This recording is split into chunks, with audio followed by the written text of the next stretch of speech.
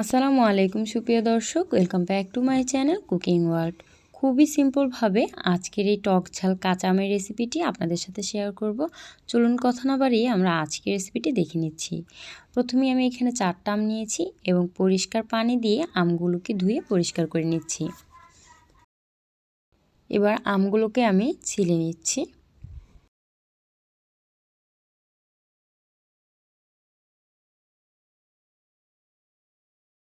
সবগুলো আম ছিলে হয়ে গেলে আমি একটু পরিষ্কার পানি দিয়ে এগুলোকে ধুয়ে পরিষ্কার করে অন্য একটা পাত্রে ট্রান্সফার করছি।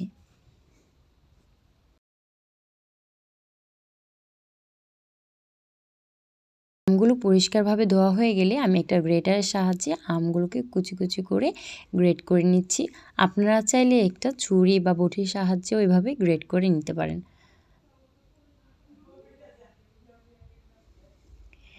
এক পাশ গ্রেট করা হয়ে গেলে আমি অন্য পাশ ঘুরিয়ে ঘুরিয়ে গ্রেট করে পুরোটা আম গ্রেট করে নেব।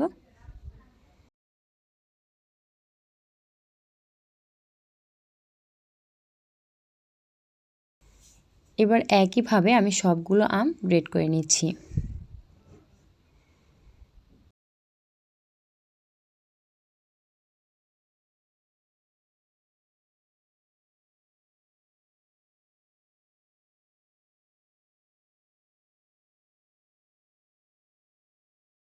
আমার আমগুলো গ্রেট করা হয়ে গেছে।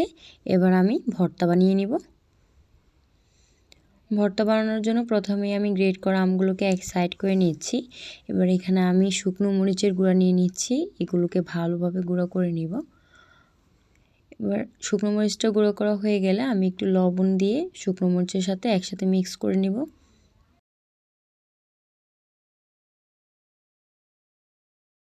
এবার দিয়ে দিচ্ছি লাল মরিচের গুঁড়ো। এবার আমি স্বাদ অনুযায়ী চিনি দিয়ে দিচ্ছি। কেউ ঝাল বেশি পছন্দ করে, আবার কেউ মিষ্টি বেশি পছন্দ করে। মিষ্টিটা আপনাদের উপর ডিপেন্ড করবে, যে যতটুকু খেতে পারেন টেস্ট অনুযায়ী দিয়ে নেবেন। অল্প একটু বিট লবণ দিয়ে আমি সবগুলো উপকরণের সাথে গ্রেট করা আমগুলোকে মিক্স করে নিচ্ছি।